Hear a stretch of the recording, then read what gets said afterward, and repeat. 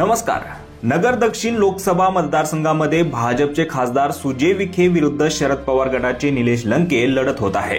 एकमेकांना लक्ष करण्याची संधी दोन्ही उमेदवार सोडत नाहीत। निलेश लंकेंनी माझ्यासारखे इंग्रजी बोलावे, हवे तर महिनाभर पाठांतर करावे। जर ते इंग्रजीत फाडफाड बोलले तर मी उमेदवारी अर्ज भरणार नाही, असं चॅलेंज सुजय विखे यांनी लंकेंना दिलं। त्याला लंके यांनीही जोरदार प्रत्युत्तर दिलंय।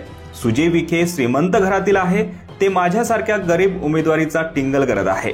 ही त्यांच्याकडे असलेल्या पैशाची मस्ती आहे, असं प्रत्युत्तर निलेश लंके यांनी दिलंय। तसेच ही लढाई श्रीमंत विरुद्ध गरीब असल्याचं लंके यांनी म्हटलंय। यावरूनच आता आमदार रोहित पवार यांनी सुजय विखेंवर जोरदार टीका केली आहे। इंग्लिश आणि हिंदी हे आलंच पाहिजे असं नाहीये। लोकांना काय अडचणी आहेत, लोकांशी संवाद साधून त्या अडचणीत पार्लमेंटमध्ये मांडता याव्यात। तिथे तुम्हाला कुठल्याही भाषामध्ये मांडता येते।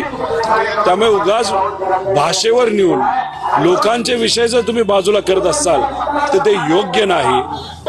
त्यामुळे भाजपला मला विनंती करायची, खूप जास्त अहंकार दाखवू नका, नाहीतर तुमचे 12 वाजल्याशिवाय राहणार। रोहित पवारांच्या या टीकेला सुजय विखेकडून काय प्रत्युत्तर येते हे पाहण्यासारखं असणार आहे। यावर तुम्हाला काय वाटतं? तुमची प्रतिक्रिया कमेंट बॉक्समध्ये नक्की कळवा आणि असेच राजकीय घडामोडी पाहण्यासाठी चॅनलवर नवीन असाल तर सबस्क्राइब करून बेल आयकॉन दाबायला विसरू नका। धन्यवाद।